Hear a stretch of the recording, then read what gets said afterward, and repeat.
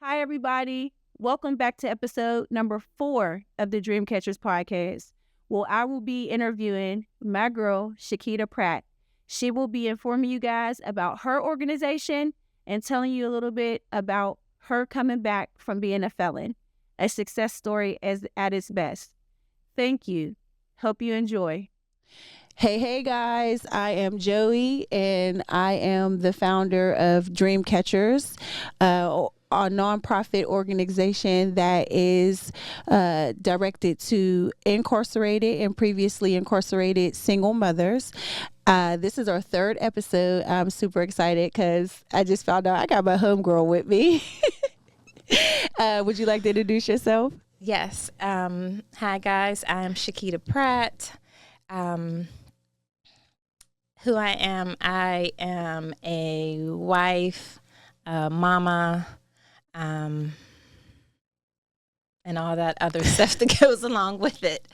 I am the founder and executive director of Restore. Restore is a nonprofit for families, particularly children, junior to senior high, who have a parent that's incarcerated. And yeah, that's it. Our goal is to be able to help the children who are on the outside, and also help the families as a whole, because we understand that you can help the children, but if the children are still in hard situations, that you're not really helping them. You need to help the family. So right. Okay. Kita, tell me something interesting about yourself that no one else knows. Well, I like houses that are dilapidated, like the ones that I'm a realtor. Okay. And real estate investor, just getting into that world. So I like houses that when you drive by or you go in the inside, mm-hmm. they look crazy. Mm-hmm. Those are my favorite houses. Okay. I can see the beauty in them. Yeah. So yeah, that's a fun fact. I like to fix them up and, just make them to their original form, the way they were. Okay. So tell me something about your organization. So Restore was started in 2018. Mm-hmm. And basically it was just birthed out of my own struggles. Having children with incarcerated father. So all the things that I struggled with being a mom on the outside and just dealing with, someone that was in the prison system, God just gave me a vision to be able to help the kids now that are in that same situation.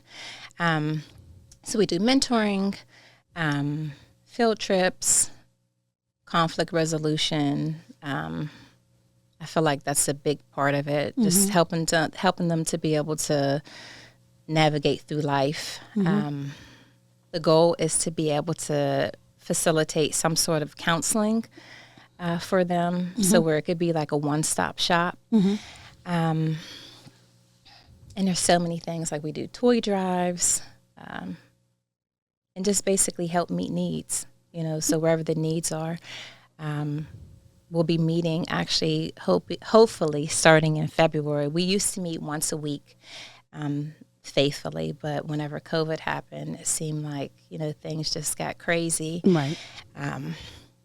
So now we're just trying to get back into the swing of things. And instead of meeting inside my home, we'll be meeting in a gymnasium. So okay. Yeah, I'm excited for that. That gives you more room. It gives more room. It gives just us the ability to be able to do more things too, where as opposed to in our living room, you can imagine, we were limited. But God always showed up, so it was pretty cool. I know that's right. Yeah. So I heard you talk about my favorite person, God. Well, not person, but, Yeah. So I'm assuming that your organization is faith-based. It is. And I say it with just like that hesitance, just because I don't want people to feel like, we won't help them. Right. If they don't believe in God. Mm-hmm. So, yeah.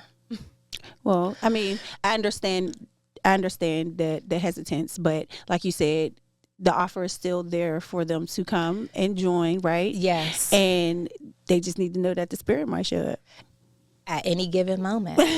Right. And I like to pray for the kids. Yeah. And, obviously I ask them, but the ones that God sends, they already know how I am anyway. So we don't even have to go into it. So tell me about your background individually. So my background, I was a convicted felon. February 4th, 2005. Okay. February 14th, 2005. I made a bad choice. And I was a convicted felon for 11 years. Okay. Hold on, wait, you did 11 years? No. Oh. No. I was a convicted felon for 11 years. Okay, and that was your sentence. No, that was, my sentence was, I was convicted of, I don't even know what it was, but it was marijuana. So here's the funny part. I never smoked. Okay. Not even a little puff. But I was convicted of, I don't even know what the charges were. That's the crazy part, because I was in the wrong place at the wrong time, basically. Okay. So it really didn't have anything to do with me, but that doesn't matter because, I was there and I knew. So I was sentenced and I was considered a felon. So I was a felon for 11 years. And the reason why I know the time is because at that 11th year, I'm just thinking, and I just found some different organizations that help people get their record expunged and sealed and, just things like that, and just helping them to navigate, like just being a felon. Obviously, it's hard finding a job, housing, just all those things that like regular people could do so easily.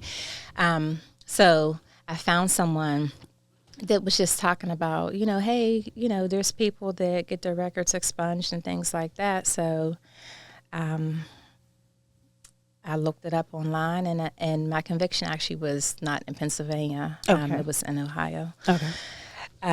So I looked it up and followed the instructions on the website, and God showed up because I just wrote like from my heart of why, the judge should overturn and seal or expunge. I still to this day don't even know what it was called, whether it was sealed or expunged. I don't even know. But what I do know is, like, I wrote something to the judge and I sent it off, and, I'm just waiting. I got a letter back saying, it's been approved. I'm thinking like, well, what's been approved? Like, I didn't have a hearing or anything, because it said that, you had to actually go and have a hearing, right, and just like the whole process. So when I called, she said, well, let me look your information up.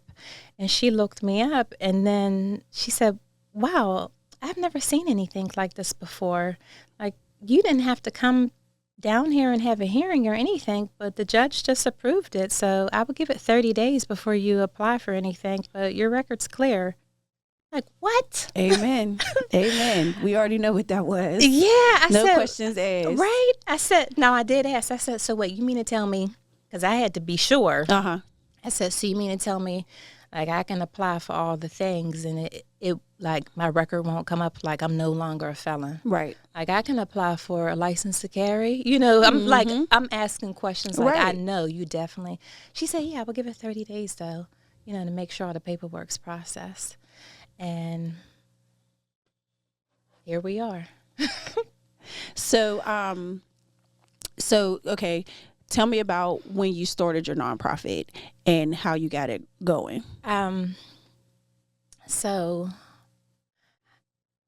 when I started,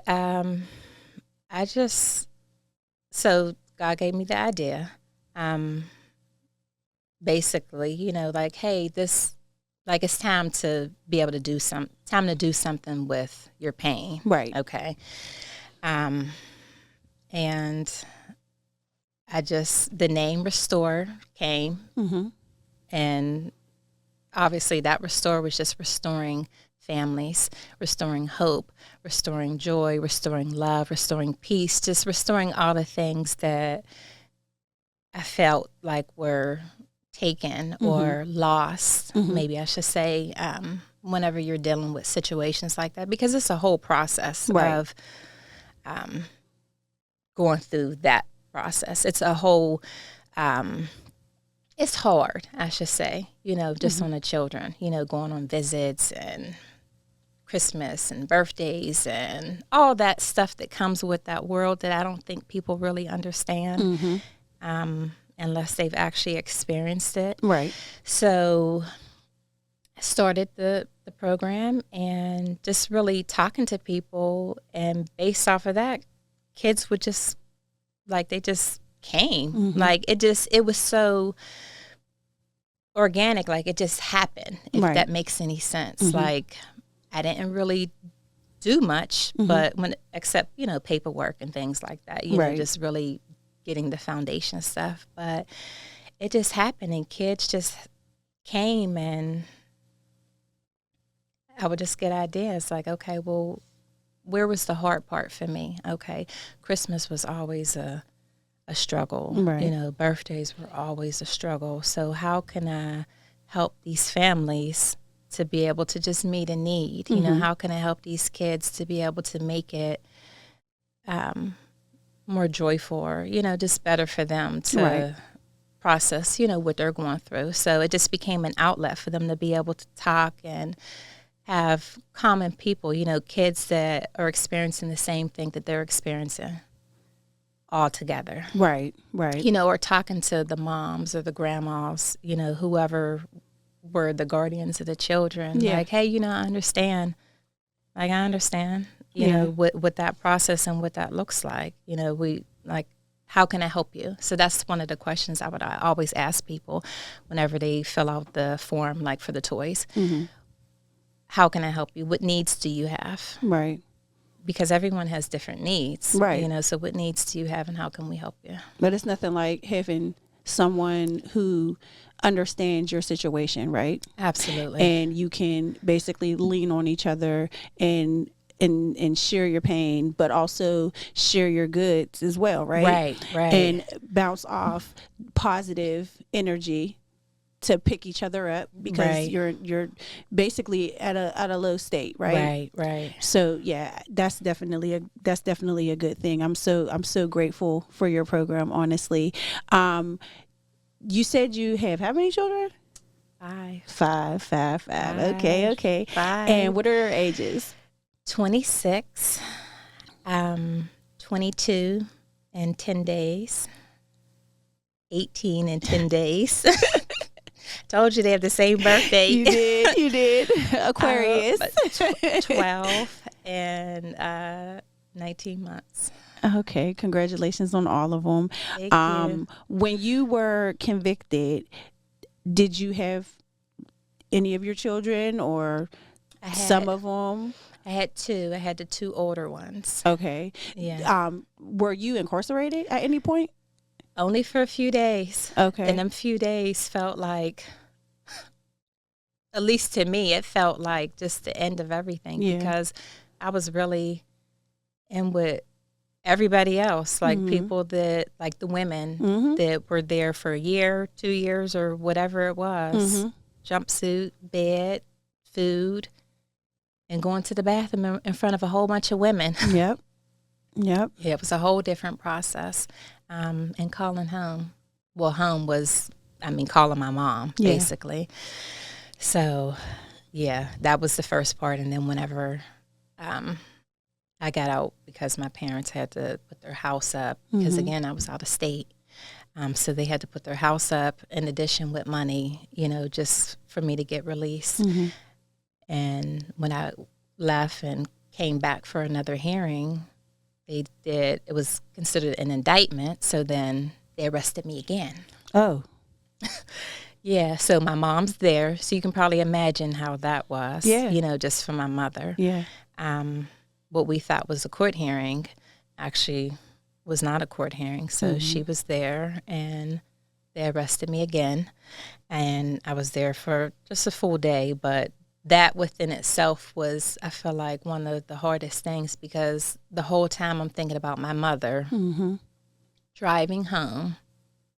Which home was? With Pennsylvania, she's in Ohio. I was in Ohio, driving all the way back to Pennsylvania by herself, knowing that I'm here. She has to leave her baby. And she has to leave me, and then she has to get my kids. Yeah.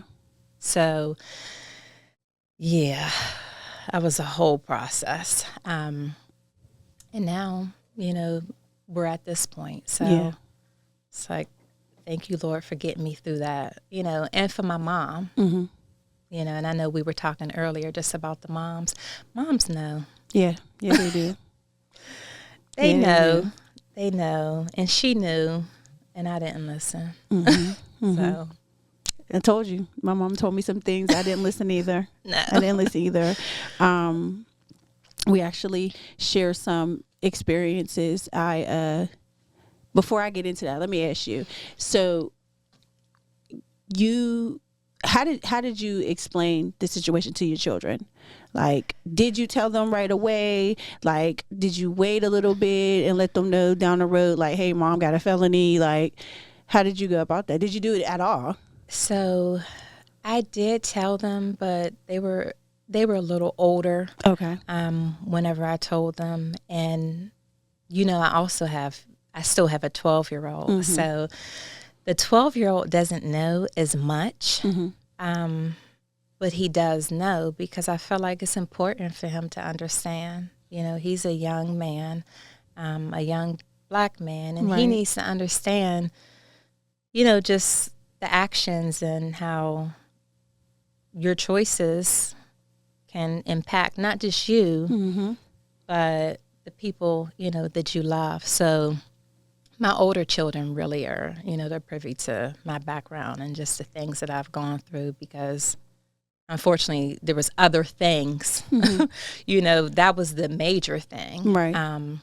But that wasn't the first time that I had handcuffs on, but they were all direct decisions of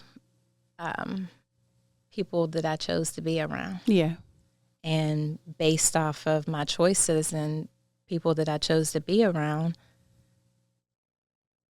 those were the results. That was my consequences. So, yeah, they do know. And they know the before, and then they know now, like, look what God did. Right. Like, God restored all the things that during that time frame that I felt was a struggle. Now I don't have to deal with it anymore. Right.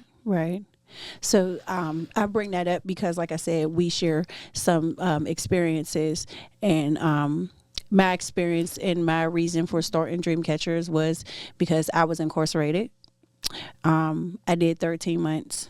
I did, what did I do? I did like 2 weeks in the county. No, maybe a week in the county. And then I went to Muncie. I did like 9 months in Muncie or something like that, 6 or 9 months. And then I ended up going to Cambridge for a couple months. And I ended up going to Quahana for the boot camp. Okay. So I graduated the boot camp. Okay. And this was before I was a parent, right? So, like you said, bad decisions. Bad decisions. It wasn't. I was doing things that I really didn't have to do. I just was doing it because it was fast money, right? At the time, I had 2 jobs. Oh wow! Right, and then I don't know. It was just the environment. Right. It was the environment that I was in, right? And so, fast forward to now, and me doing Dreamcatchers, and just knowing the stigma that a felony gives a person, right, and the misinformation, and I'm like, I have a felony. And I came home, and I basically hit the ground running. I had help. Don't get me wrong. Which is great. Yeah. So before I had actually went into jail, I was working for a beer distributor, and I was an office manager. And it's a small family-owned business. And so the grandmother who started the business with her husband, she loved me, and she's like, I understand what's going on, because they actually hired the guys who deliver the beer and stuff, right? So she's like, I understand what's going on, and let me know right before you're about to come home. Your job will be here waiting for you. Oh, wow. So when I did graduate, and I did like a week of blackout at the halfway house, that very next week I was out working. Okay. Right. And so fast forward to now, I work for the post office, the U.S. Postal Service, and I have a felony. And Which people's like, how is that even possible? Right. But it's possible because information. Mm-hmm. So as long as it's not a violent crime, or it has anything to do with stealing, okay, they'll let you in. Okay. But nobody would know that. Yeah, I didn't know that. Right. Nobody would know Yeah. that. And it took my aunt she retired now, but she used to be a postmaster. Okay. And she one day she's like, why don't you fill out an application for the post office? And I'm like, they're not gonna hire me, girl. I'm a felon. Yeah. And she's like, no, just take a chance. You know what I mean? Right. If you don't take a chance, you'll never know. Right. And sure enough, I went through the process, and here I am 10 years later. Wow. Right. So now that I'm starting Dream Catchers, and I have my 2 beautiful daughters, it was letting my oldest know my past, because it was way before her. Right. And just looking at me and the way I carry myself and my work ethic and things like that, mommy, she was like, what? Because that's the response you get. Yeah. Like, they couldn't, especially whenever it comes to the crime, they're like, Mom, really? Yeah, exactly. Like, you was doing what? Really? And so I have nieces and nephews who are older, and they knew because they were of age and, to understand what was going on, and know that Auntie JoJo had went to jail, right? Right. But the younger nieces and nephews, included in my daughter, they don't know. So it was like, Justin, he's like, so your kids don't know? I'm like, no. And he's like, well, you're going to have to tell her if you're going to be doing this. And I'm like, I know. And so I recently did it, maybe like a week ago. Wow. Yeah, this is real recent, right? Right. Because he's like, people are going to be coming up to you and saying stuff to you and things like that, and you don't want her to hear that way. And I'm like, you're right. So yeah, I sat her down, and it wasn't the response that I thought it was going to be, but hey, she know now. Yeah, I mean, that's it. Because I feel like it also can be inspiring to her, right? Like, just seeing, like, wait, Mommy went through this, but she doesn't even look like what she's been through. This is what she's doing now. Right. So, yeah. Wow. Last week. Last week. I wanted to thank you for the help that you did give, the information that you did give for the toy drive that we did for Christmas. And yeah, it was a great feeling. It was a great feeling to be able to do that. Yes. Yeah. What type of do you do any other type of work besides like the working with the children when it comes to the parents? Like, do you do any building with them? Like, as far as character building or helping? Yeah. So, entrepreneur training, credit building, business training, life after high school is what we call it, just because I feel like so many kids, and just watching even my own children, just struggle like after high school. My 2 oldest ones, my oldest went to a trade school. Okay. And then my daughter has a good job actually working in the school district. Still trying to get her in school though. But, just really seeing how it is to navigate, outside after high school. So that's one of the things one of the core focuses as well.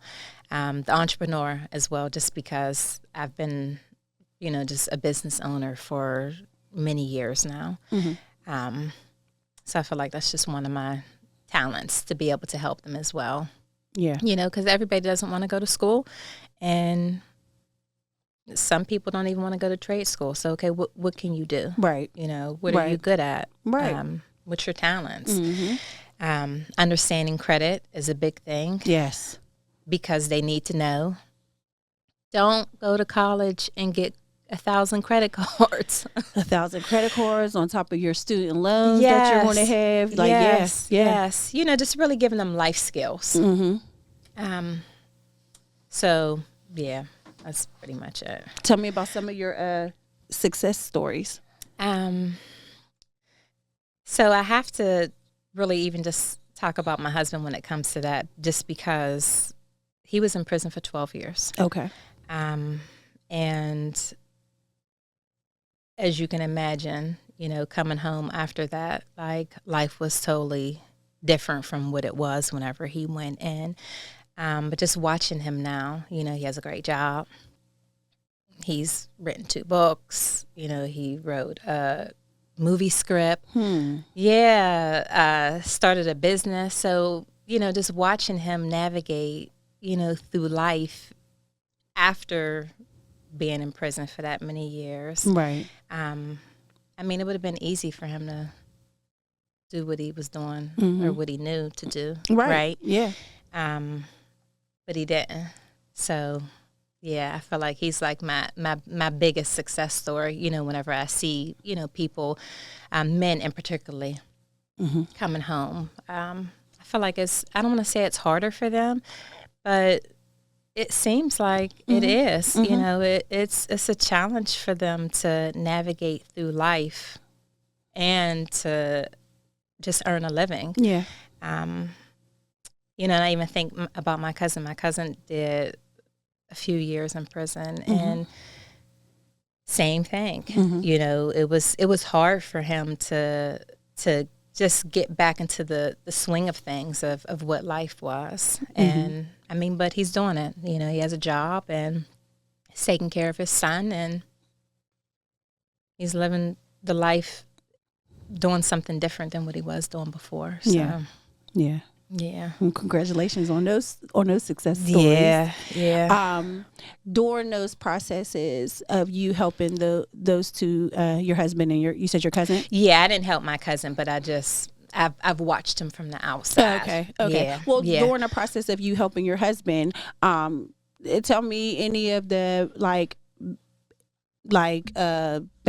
not boundaries, but barriers. Thank you, Justin. Any of the barriers that you guys have maybe come across trying to take everything to the next level to be successful?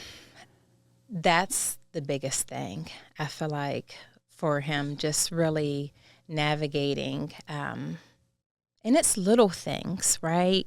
Where things that he may not have known before, whether it's dealing with credit or just resumes, or just like simple things that I feel like we take for granted, but really just helping him to navigate like just life right here on the outside. And one of I feel like the biggest barriers is helping him get connected with the right people. Okay. To be able to move forward, like with the business, with the books, with the, with the things that he desires to do, where he has all the foundational stuff done and everything's written, because he's a great communicator, a great writer, so that was easy for him. He did that naturally. But now it's the hard part, getting it out there, right? Getting connected with people who will look past or not judge you based off of what you went through, right? Or what your past was, or what your name in the streets was, or whatever it may have been that got you to where you were, right? So I feel like that's like the biggest barriers, and then also helping to like, hey, the trauma you went through whenever you were in prison for 12 years, because it was a lot. Like, he went through a lot of inhumane situations. Like, when he tells me some of the stories, it's just like, wow, people really experience stuff like that. Right. Like, how did you even survive that? Mm-hmm. So just really helping him just navigate, like, that's your past now. This is where you're at right here. You don't even have to move the same way. Right. If you understand what I'm saying. For sure. Yeah, I feel like that's just the biggest barriers. But you being I would think that you would be your biggest success story, right? What about barriers for yourself? I don't know why I keep saying boundaries. Barriers for yourself. So, before, when I was a felon, or just now? Before. Yeah, it's funny because I don't look at myself as the biggest success story. But you are, you gotta start somewhere. Justin always says that the raindrop never gets credit for the flood. Yeah, so I feel like, there was a lot of barriers, and I can't even articulate some of them just because it was hard. Yeah. Like, it was hard, and I didn't know, right? So how you said you knew, like, okay, this is, like, you had that connection with your job. Mm-hmm. I didn't have, just any of those connections. So I'm just applying for jobs and just different things that I knew how to do. Mm-hmm. And I'm getting turned down and turned down Mm-hmm. and turned down. And it was to a point where I lost my house. So this is me and the kids. Mm-hmm. So we got evicted. Car got repossessed. Like, it was so crazy. Had to move back in with my parents. I'm like, Jesus, like, okay, what is going on? Mm-hmm. And then I end up applying for a job. And it's funny because God was in this whole situation. I applied for a job, and the supervisor that hired me actually was a friend of a pastor that was part of my church. Mm-hmm. And I had a really close relationship with. So whenever rewind. I worked at the church for 2 years. Okay, so let me put that in. So I worked at the church for 2 years. And then they had a budget cut and, just different things. And so I wasn't working at the church any longer. Mm-hmm. And then that's when life happened, right? Mm-hmm. So, because I couldn't find any other jobs. Got evicted, car got repossessed. We had to move back in. We had to move in with my parents. Mm-hmm. We, meaning my children. Mm-hmm. And fast forward, I applied for this job, and the supervisor actually was a friend of the pastor that I had a relationship with, which was also my old boss. Okay. Right. And did you didn't know that they were friends? I didn't know. Okay. I put his name down as a reference. Yes. My former supervisor. Exactly. And I found out that they were friends because he called me and he said, "Hey, G, I just want to let you know, I just talked to so-and-so, and I gave her a really great reference. I'm sure, you're going to get that job." Now, I was honest with her, though. I told her that your biggest struggle was being on time. I'm like, what?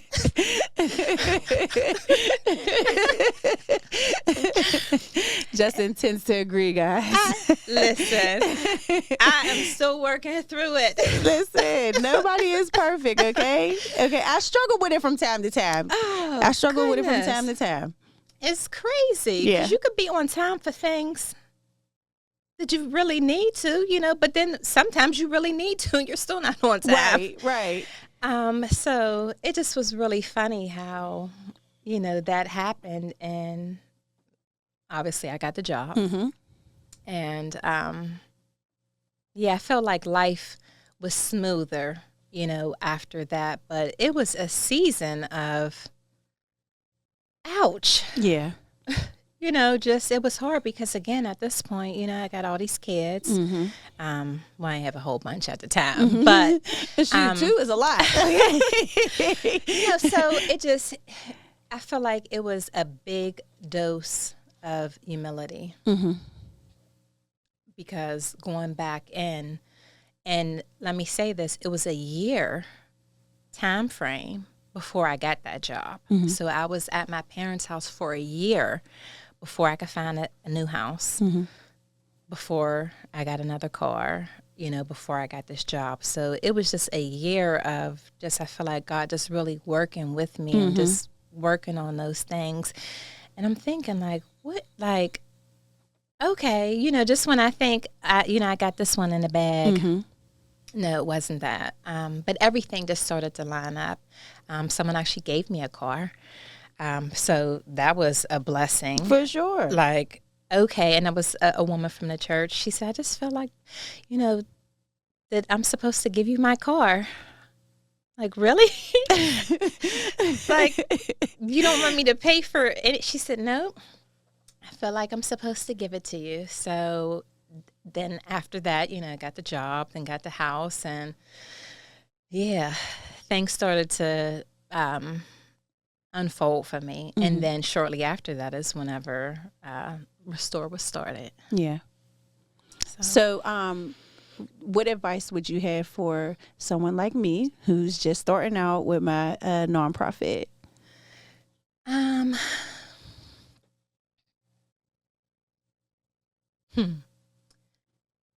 Something that someone had told me, and she has said it to me many, many times.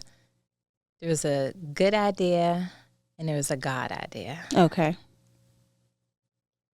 Go with the God idea, because you can have all these plans and, just great intentions and different things you want to do. And it's all great, but what is it that God wants you to do in this season for your organization?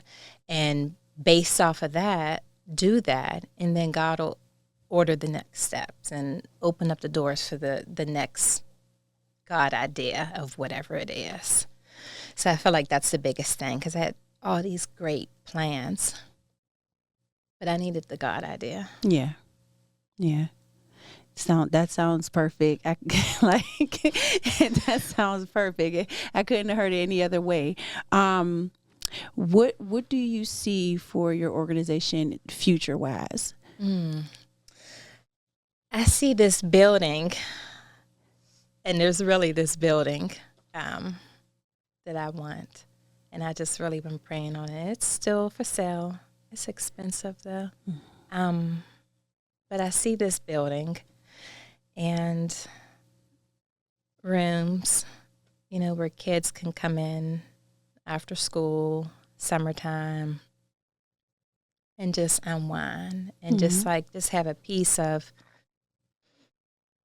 peace and fun and safety, like right here. Whether it's a basketball court over here, we have art over here, we have a music studio over here, we have classroom over here, like just these different spaces for them to just unleash their creativity. Yeah, that's what I see, that building, and just really being able to help the families.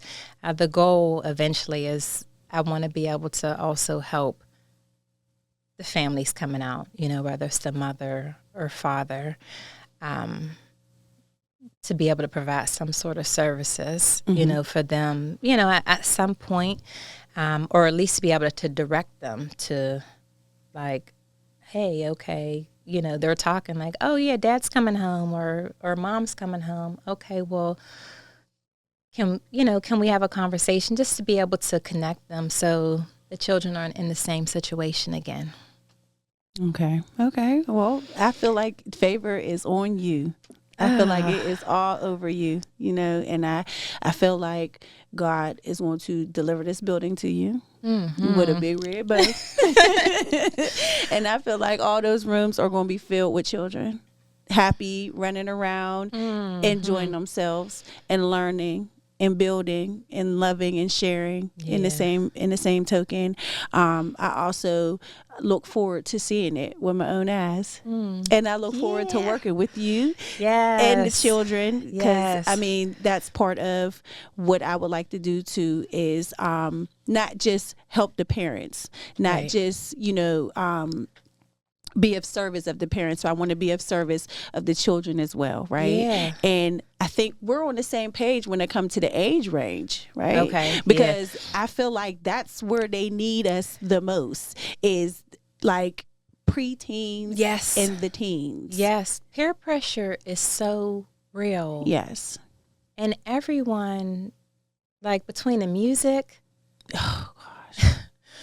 the music in the series, it's like, oh gosh, like Lord help our children. Yeah. Because it's just so much. It's so much pollution, right? Absolutely. Just it's not enough God. No. It's not enough. And it's. I feel like that lifestyle is glorified or glamorized to. And it's really a setup. Yes. And that's what I tell, like, it's a setup. It's a setup to be a downfall. It's a setup, and just helping them understand it's a setup. Like, it's no fun laying in the bed next to someone like you got your bed, they got their bed. That's not fun. No, not at all. There's nothing fun about that. No. So, like, it's a setup. Don't fall for the trap. Right. Yeah. I will say, like, my experience in prison wasn't the worst. Right. Great. I don't ever want to go back, because I noticed what it did to my family, what it did to my brother. He passed away, God rest his soul. But what it did to my brother, what it did to my mom and my little sister, and the fact that I have my children, I would never want to leave my family like that again. Yeah. Right. Yeah. And I was very thankful that my sentence wasn't years on top of years. Right. Because I don't know what I would have did. Like, I had an end date, right? Right. And it was soon. The judge said 9 months. It ended up being 13 months, but I knew, I'm like, as soon as I hit boot camp, I'm going home. Right. Like, I even told my mom, she visited me one time. Her and my little sister, they came down to the county while I was down there that week. Okay. And I was like, don't do this again. Do not come see me again. Oh, wow. You didn't want them to come. I did not want them to come, because I didn't want it to, it hurt. Yeah. It hurt when they walked away. Okay. And I had to stay there, right? Right. And I had to keep my mind focused. I didn't want to be an emotional roller coaster for when my family come and go. I'd rather y'all just be there, because I'm going to be home in 9 months. Right? And I'll just see you when I get home. Now, I made phone calls, of course, right? And we wrote letters, but other than that, it was like, no. Plus, when they sent me to Muncie was so far away, Yeah. And then once I got to Cambridge was Erie. Okay. But still, don't come. It's still a drive. Because my next step is boot camp, and then I'm coming home. So don't even come. Right. Yeah. But I didn't have a terrible experience. Thank God for that. Right. But I met a lot of people. Okay. I met a lot of interesting people, 3 people in particular that the one lady was my cellmate when I was in, like, they call it blues. It's when you first get there, and they got to, like, get you in the system and everything before you go into populations. So actually 2. There was one young lady. I had 2 different mates before I went into population, and just talking to them and building with them and helping them. The one lady, she ended up writing a letter to my mom. Really? After I became got into the population. Yeah, she wrote a letter to my mom and was just like giving my mom all kind of praises. Wow. Because she's like, your daughter, this lady had, I think she had like 12 years. Oh, and wow. she was older. Okay, yeah. right? And Yeah. her and her husband, they got convicted for writing prescription drugs. Right? They had a doctor's note and they were writing the drugs and they were selling them and things like that. 12 years. She had got 12 years. Wow. Yep. And her husband had cancer and he got convicted too. And he had about as much time. So it was just like just having conversations with her and being as positive as I possibly could. Right. You know, I guess that helped her. Okay. Right. Another young lady, we actually met in the holding cell before we went into the county. Okay. And she was from out Clearton. And till this day, we're like this. Wow. Right? Okay. We didn't know each other from a can of paint. Right. But we knew she actually went to the boot camp as well, but she went for the drug part because she had a drug addiction. Okay. And we knew our end goal was the same. Like, we're out of here in 9 months. Right. Yeah. So we kind of like tried to stay as close as possible. She, when we got to Muncie, they split us up because she got registered before I did. Okay. And we ended up seeing each other again when we got into the Browns. Well, when I got into the Browns. Okay. And then they split us up again. She went to Cambridge. Okay. And then finally I went to Cambridge. Then they split us up again. She went to the boot camp. But so I ended up coming home before she did. Okay. Right? Even though her steps were a little bit before mine, I ended up coming home before she did because my program ended before hers. Okay. So once I had came home and I'm working and I'm just, living life. Yeah. And next thing you know, my mom's calling me like, there's this white girl on my porch asking for you. And I'm like, what? And she was like, I'm like, well, what's her name? She was like, she said her name is Deanne. I'm like, my goodness, she found me. Like, and like I said, till this day, we've been like this. Like, wow. So, and she's another success story, not like from my help, but just, making a bad decision, turning your life around, Right. getting on the right page, Right. putting your life in God's hands. She's married now. Her and her husband has a business. Wow. She got about 4 kids. Like, yes. I hope to have her on at some point, right? Yeah. But yeah, like that was my positive. Okay.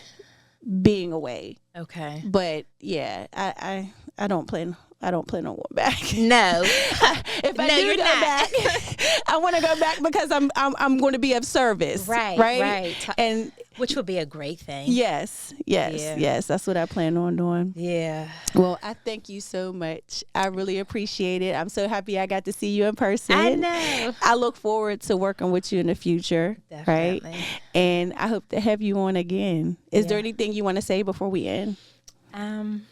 No, just thank you for just the opportunity. And I say opportunity because I feel like this is probably the most transparent that I've ever been, when it comes to just my life. Yes. And my husband's life and just the things that I've experienced.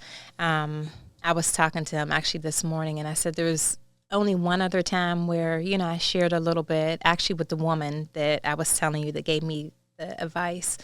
And it was just a little bit of my information. Mm-hmm. So I feel like, though, this is the time to not keep the things, to myself, like we're overcome by our testimony. Right. So I just thank you for just the opportunity to, just be able to just be transparent and step outside of my comfort zone. Oh, I thank you for opening up to me. Yeah, thank you. Because, I was talking to someone else before and we were just discussing about how not too many people know the success stories. Right. Everybody knows about everybody. I keep going back. But more of us need to step up and say, hey, this is what happened. Right. But I overcame it. Absolutely. And look at what my future looks like. I dictate what's going to happen next. Absolutely. With the help of God, I dictate what's going to happen next. Right. I don't let what happened then hinder me moving that way. Absolutely. Right. So yeah, because it's easy. It can so easily happen yes. that way. Yes. And unfortunately, I'm sure you've seen it because I've seen it as well. You know, people that didn't overcome it. So yeah, absolutely. Oh, thank you so much. Yeah. Well, I guess I got to close it out. So, yes. Again, Dreamcatchers and Restore. I guess you can look. You have a website. HeWillRestore.org. Okay. Any type of social? Restore. He Will Restore on IG and Restore for Facebook. I'm gonna check the show notes. I was just about to say that, Justin. Justin said check the show notes, which he'll put up and give you all the information that you need if you want to reach out to my homegirl right here. And again, thank you for listening and giving us the opportunity to share our stories. Yeah.